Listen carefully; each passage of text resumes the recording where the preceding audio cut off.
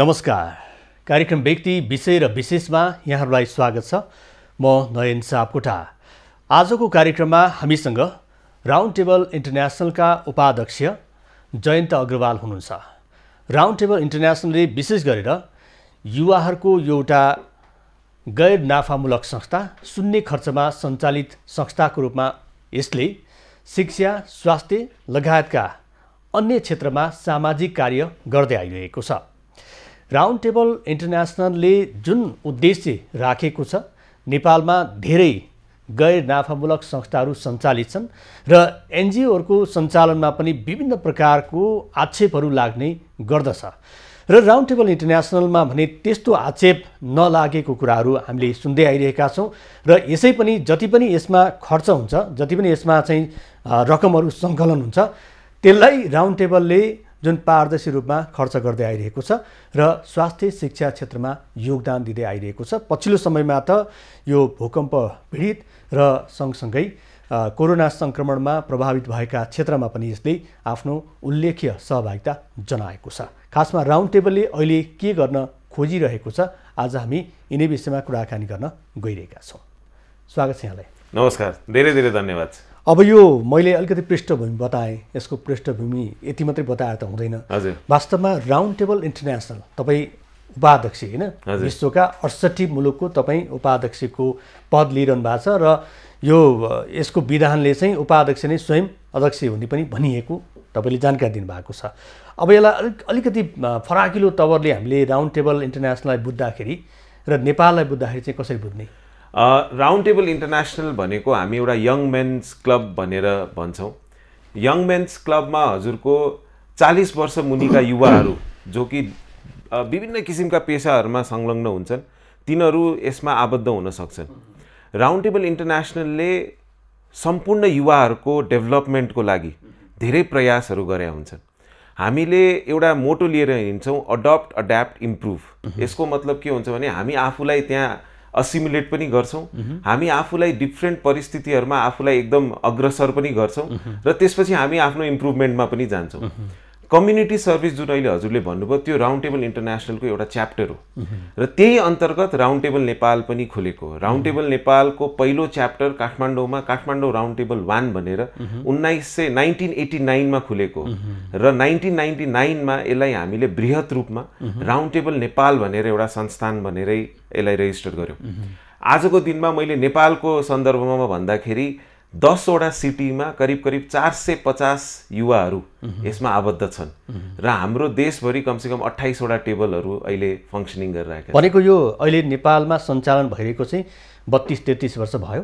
हजुर, भइसक्यो। 32-33 वर्षमा जुन राउन्ड टेबल इन्टरनेसनल नेपालले जसरी कार्य गरिरहेको छ र यसले 68 वटा देशको प्रतिनिधित्व त तपाईँले अहिले गरिरहनु भएको चाहिँ एउटा ठुलो एउटा अवसर पनि हो र नेपाललाई चिनाउने र नेपालमा भए गरेका कामलाई देखाउने अवसरको रूपमा तपाईँले यो जुन पद एउटा चाहिँ सो अवसर तपाईँले प्राप्त गर्नुभएको छ।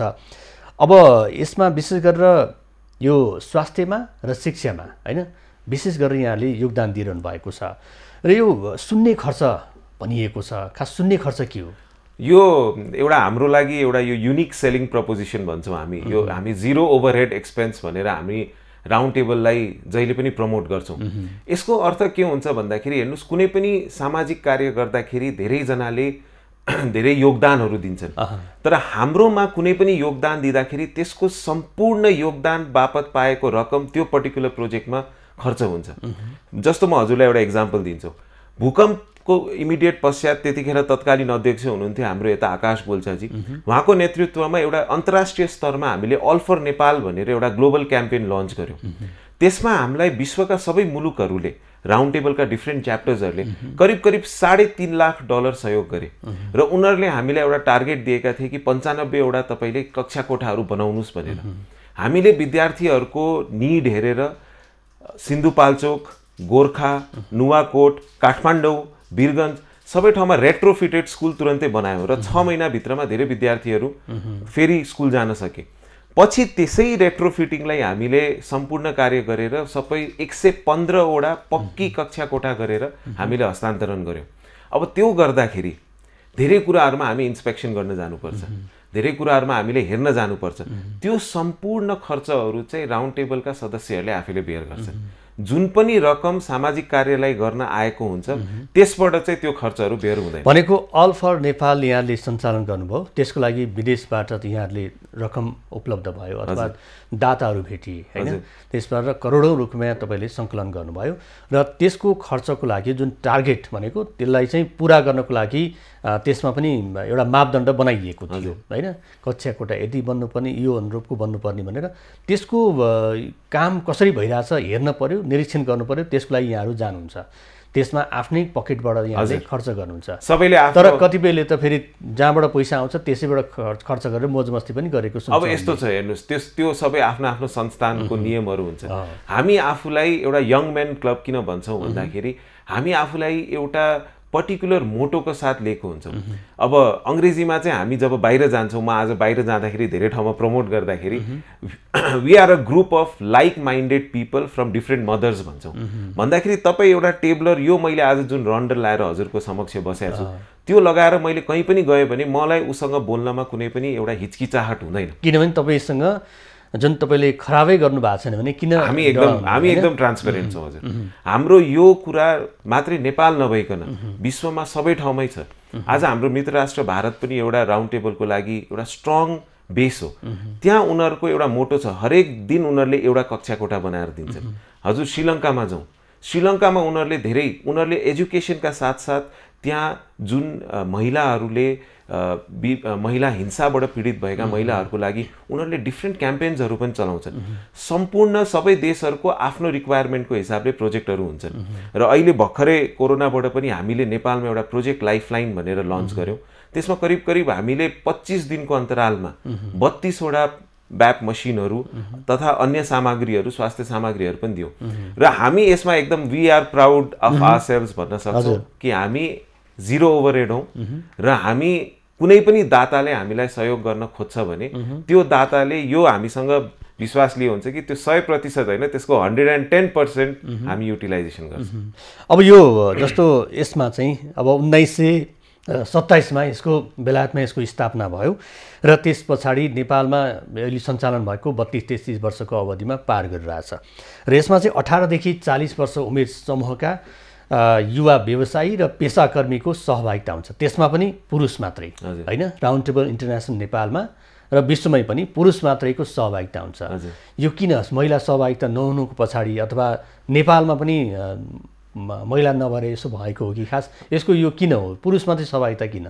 यो प्रश्न मेरो विचारमा सबैलाई नै आउँछन् होला टेबलरहरुको लागि यसमा एउटा जब यो स्थापना भएको थियो त्यतिखेर लुई मार्चेसी भनेर बेलायतमा जो व्यक्तिले हाम्रो यो एउटा मुभमेन्टलाई जागरुकता दिए उहाँको विचारमा जो पुरुषहरु थिए जो सँगै बसेर काम गर्थे उनीहरु काम पछि धेरै कुराहरुमा डिस्कशन्सहरु गर्थे र त्यसबाट धेरै कुरा फ्रुटफुल हुन सक्थ्यो तर उहाँले संगठित रूपमा त्यसलाई गर्न सक्नु भएको थिएन उहाँको अप्रोच त्यसलाई संगठित गर्नु थियो र त्यसले जुन एउटा मुभमेन्टले स्पिड लियो त्यो ज्योमेट्रिकल प्रोग्रेसनमा भयो र धेरै ठाउँमा यो च्याप्टर्सहरु खुल्न थाले महिलाहरुको लागि पनि हामीले इन्टरनेशनलमा राउन्ड टेबल फ्यामिली भनेर एउटा हाम्रो बृहत छाता संगठन हुन्छ त्यसमा हामी महिलाहरुलाई पनि इन्भल्भ गर्छौं र यहाँ पनि त्यसको एउटा च्याप्टर छ लेडी सर्कल इन्टरनेशनल भनेर छ जसको लेडी सर्कल नेपाल भनेर एउटा च्याप्टर छ त्यसमा पनि फेरि त्यही हो हजुर 18 देखि मेरो विचारमा लेडी सर्कलमा चाहिँ 45 वर्षसम्म तपाई हुन पाउनुहुन्छ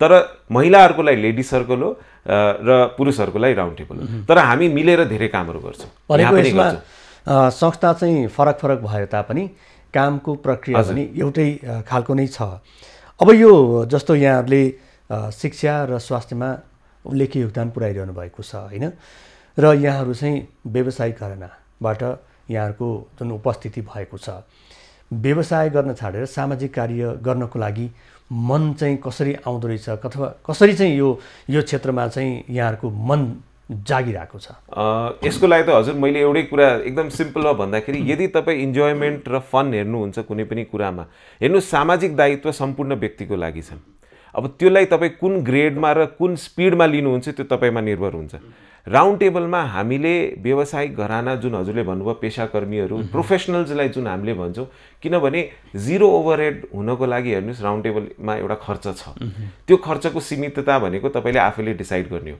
तर हाम्रो एउटा मोटो के हुन्छ भन्दाखेरि आज हामीले यस कुनै पनि समाजमा बाँच्नको लागि त्यो समाजको सुधार गर्न धेरै जरुरी छ र समाजको सुधार गर्नलाई हामी पनि अग्रसर हुनैपर्छ।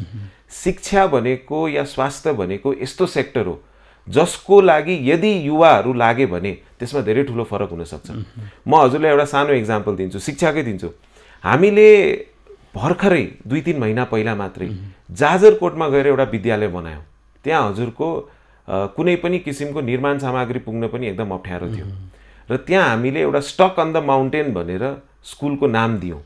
किनभने हजुरको 2016 सालमा जब नेपालमा हामीले अन्तर्राष्ट्रिय विश्व सम्मेलन गरेका थियौँ, करिब 615 जना विदेशबाट सबैजना आएका थिए। त्यसले हेर्नुहोस् कतिको टुरिज्ममा पनि इफेक्ट गर्छ। त्यसमा हाम्रो 5-10 जना हजुरको लुक्लामा अड्किए, उनीहरू गएको थिए माउन्टेनियरिङ गर्न अड्किए। त्यहाँ बस्दै उनीहरूले 3 दिनमा के डिसाइड गरे भन्दाखेरि यहाँ त धेरै ठुलो स्कोप रहेछ, यो एउटा मुभमेन्टलाई लन्च गरौँ र यहाँ विद्यालय बनाऊ। अनि हामीले त्यो एउटा लन्च गर्दाखेरि जब हामीले सर्वेक्षण गऱ्यौँ, जाजरकोटमा 8 वटा नजिकैको गाउँमा एउटा पनि पक्की विद्यालय थिएन। त्यो विद्यालय बनाउनमा हामीले 8 वटा कक्षा कोठाको विद्यालय भर्खरै 2-3 महिना पहिला मात्रै हामीले हस्तान्तरण गरेका छौँ। त्यसमा करिब हामीले 1 करोड रुपियाँ खर्च गऱ्यौँ र त्यसमा सम्पूर्ण योगदान राउन्ड टेबल नेपालको मात्रै नभएर विदेशी दाताहरूको पनि थिए। त्यो गर्दाखेरि र हामी त्यहाँ जाँदाखेरि हामीलाई के फिल भयो भने हामी कति लक्की रहेछौँ। हामी त we are really lucky to be a part way we are.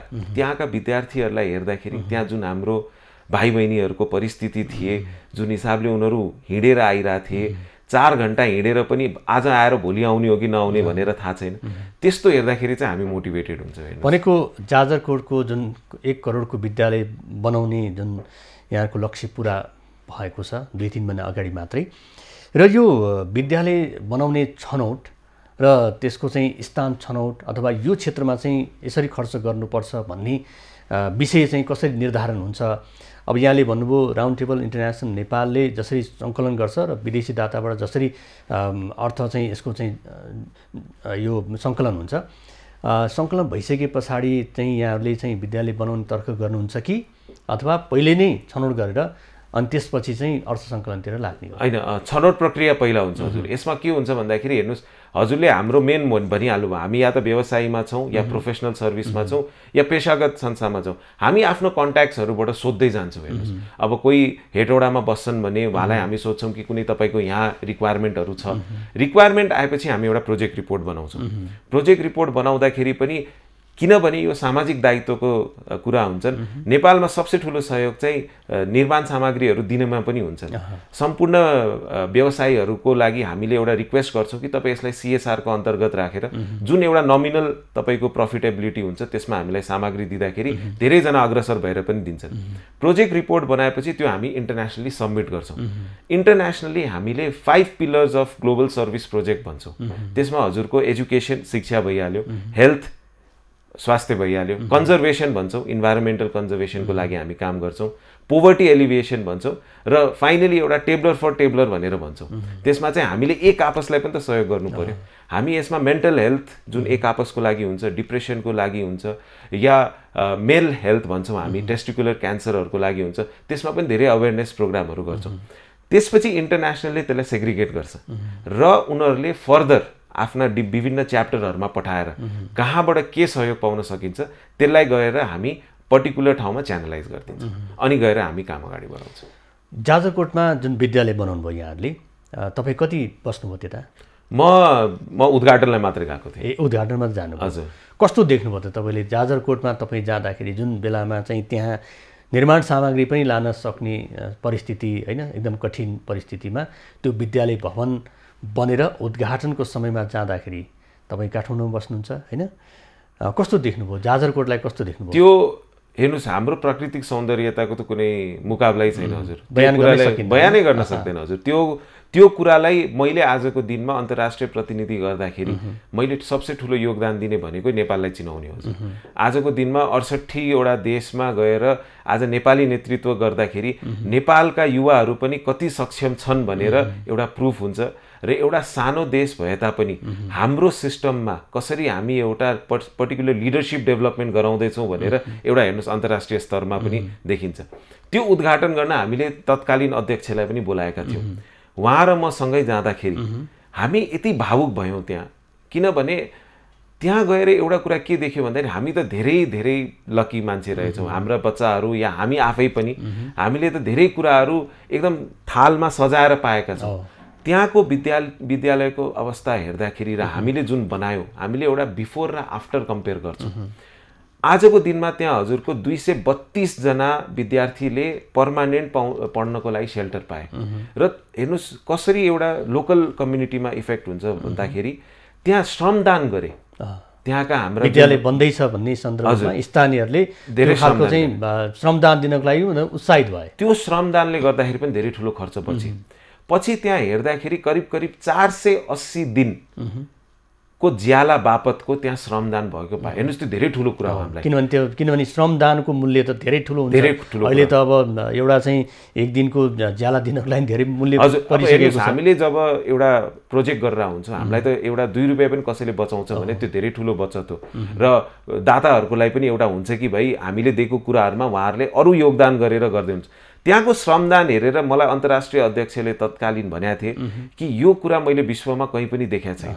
आज धेरै ठाउँमा विद्यालयहरू बन्छन् तर यसरी त्यही विद्यालयका पढ्ने बच्चाहरूका आमा बुवा दिदी भाइहरूले आएर श्रमदान गरेको कुरा सुन्दाखेरि उहाँ पनि धेरै भावुक हुनुभयो र त्यस्तो कुरालाई हामी विश्वमा प्रमोट गर्छौँ। हेर्नुहोस् हामी देखाउँछौँ कि हामीले यो गर्दाखेरि अब धेरैजना दाताहरू इन्ट्रेस्टेड छन् कि तपाईँहरू फर्दर कुनै क्लासरुम बनाउँदाखेरि गर्छौँ, तर हामी यसमा हेर्नुहोस् धेरै सेलेक्टिभ छौँ।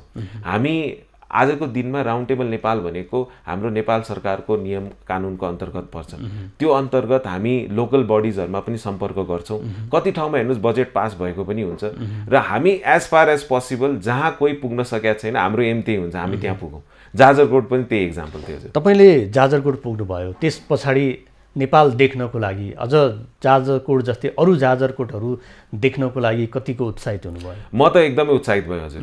पर्सनली भन्दाखेरि त्यो मेरो लागि जाजरकोटको पहिलो यात्रा थियो र त्यहाँ जाँदाखेरि मलाई के फिल भयो भने कि मैले आफैले नेपाल हेरेको छैन भने मैले अरूलाई के प्रमोट गर्ने।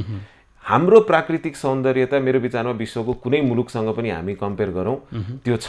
हेर्नुहोस् त्यो भन्दा पनि बेटर होला। आजको दिनमा मेरो एउटा के हुन्छ भन्दाखेरि हामी बाहिर जान्छौँ नेपाललाई रिप्रेजेन्ट गरेर जाँदाखेरि हामी हेर्नुहोस् एकदम आजको दिनमा यो मलाई मात्रै नभएन मेरा 450 जना भाइहरू जो कि आज राउन्ड टेबल नेपालमा आबद्ध छन् उनीहरूको लागि नै एउटा म्याटर अफ प्राइड हो कि हाम्रो एकजना सहकर्मी आज अन्तर्राष्ट्रियमा यो लेभलमा पुगेर अर्को वर्ष अध्यक्षताको गर्ने हो। मैले के गर्ने हैन, यो टिम एफर्ट हुन्छ। त्यसैले हामी जाँदाखेरि यसलाई पनि धेरै प्रमोट गर्छौँ। हामी विभिन्न किसिमका विदेशीहरूलाई बोलाउनको लागि यहाँ कार्यक्रमहरू गर्छौँ जसलाई हामी टुर्सहरू प्री टुर्सहरूको नाम दिन्छौँ। अब कोभिड ठ्याक्क सकिनुभन्दा पहिला हामीले यहाँ एउटा फ्रिडम ड्राइभ जस्तो पनि कार्यक्रम गरेका थियौँ जहाँ बाहिरबाट 5-7 जना आथे काठमाडौँबाट हामीले गाडीमा लिएर सबैजना, मैले फेरि भने जिरो ओभरहेड भएपछि सबै आफ्नो खर्चमै लाग्छ, उनीहरूलाई घुमाएर लग्यौँ। त्यसमा साउथ अफ्रिकन पनि थिए, त्यसमा तपाईँका युरोपियन्स पनि थिए, त्यसमा युएसबाट पनि थिए। उनीहरू फर्केपछि हेर्नुहोस् राम्रो कुरा गर्छन्, वर्ड अफ माउथले जति पब्लिसिटी पाउँछ त्यो कुनै ठाउँमा पनि पाउँदैन। अब चाहिँ जस्तो कुनै पनि काम गर्नको लागि लगनशीलता अनुशासन र मितव्ययिता भयो भने त्यसले चाहिँ ठुलो फड्को मार्न सक्छ। यहाँहरू पनि त्यही अभियानमा अहिले जुटिरहनु भएको छ। कतिको चुनौती देख्नुहुन्छ यो सामाजिक कार्य गर्नको लागि? कतिपय अवस्थामा स्थानीय तहबाट पनि सहयोग नपाएको कुराहरू सुन्छौँ, राजनीतिक हिसाबबाट पनि हस्तक्षेप भएको कुराहरू सुन्छौँ, हाम्रो भाग खोज्न आयो भन्ने कुराहरू पनि हामी कता कता त्यस्तो खालको घटना घटेको खबरहरू पनि हामीले सुनिरहेका छौँ, होइन? तपाईँहरू त्यस्तो भोग्नु भएको छ? हेर्नुहोस् हामी अलिकति त्योभन्दा पर छौँ। हामी एउटा यस्तो संस्था हौँ जुन युवाहरू भएकोले आफै हामी डिप रुटमा छिरिहाल्छौँ।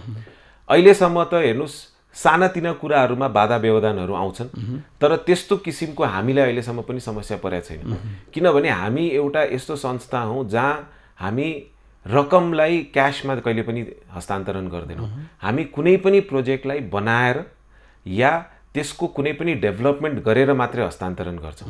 र हामीले मैले हजुरलाई भनिहालेँ, हामी कुनै पनि देशमा होस् त्यही अन्तर्गत नेपालको पनि कानुनलाई अधीनमा राखेर यहाँको जुन पोलिसिजहरू हुन्छ त्यसलाई राखेर कार्य गर्छौँ र सम्बन्धित निकायहरूमा इन्भल्भ भएर मात्रै सम्मेषण गर्छौँ। अहिलेसम्म हजुरले भने जस्तै अरूले सफर गरे होला, तर हामीलाई त्यस्तो किसिमको कुनै ठुलो बाधा व्यवधानहरू आएका छैनन्। चाहे हामीले भूकम्पपछि शिक्षा आयोगसँग मिलेर गऱ्यौँ या अहिले जाजरकोटमै गर्दाखेरि त्यहाँका जुन लोकल बडिजहरूबाट पाइने सहयोग चाहिँ नभए श्रमदान कहाँबाट आउँथ्यो हजुर, उनीहरूले यदि प्रमोट नगरे भए हामी त हेर्नुहोस् बिचबिचमा इन्स्पेक्सन गर्न जान्थ्यौँ। त्यसैले अहिलेसम्म हामीलाई चाहिँ त्यस्तो कुनै ठुलो बाधा व्यवधान परेको छैन। सानोतिनो त अब हेर्नुहोस् अब यो सब त चल्दै गर्छ र यसलाई हामी मिलाउँदै अगाडि लग्दै गर्छौँ। परिस्थिति जुन आउँछ त्यो परिस्थितिलाई पन्छाउँदै बाटो अगाडि सफा पार्दै जाने हो। अब यो तपाईहरूले कतिवटा स्थानमा चाहिँ यो विद्यालय र स्वास्थ्य क्षेत्रमा चाहिँ काम गरिसक्नु भएको छ? अहिले हेर्नुहोस् हाम्रो करिब 350 वटा कक्षा कोठा, हामी विद्यालय भन्दैनौँ, 350 वटा कक्षा कोठाहरू हामीले बनाइसकेका छौँ। जस्तो जाजरकोटमा कतिवटा कक्षा कोठा? 8 वटा कक्षा कोठाको विद्यालय छ। एउटा विद्यालयमा 8 वटा कक्षा थियो, त्यो विद्यालय भयो भने 350 भन्दा बढी कक्षा कोठा यहाँले बनाइसक्नु भएको छ। यसो हिसाब गर्दाखेरि त धेरैवटा विद्यालय बनिसकेको छ हैन? धेरै बनिसक्यो। 45 वटा विद्यालयहरूमा हाम्रो केही न केही योगदान भएको छ अहिलेसम्म नेपालमा चाहिँ। यो चाहिँ भौतिक यो प्रगति भयो। अब यो स्वास्थ्यमा चाहिँ? स्वास्थ्यमा हेर्नुहोस्, हामी एउटा एनुअली ब्लड डोनेसन हाम्रो लागि जहिले पनि हुन्छ, त्यो अन्तर्राष्ट्रिय स्तरबाटै हामी गर्छौँ। हामी मार्च महिनामा मात्रै करिब हाम्रो एभरेजमा 800 देखि 900 पाइन्ट ब्लड हामी उठाएर नेपाल रेड क्रसलाई दिन्छौँ वार्षिक रूपमा।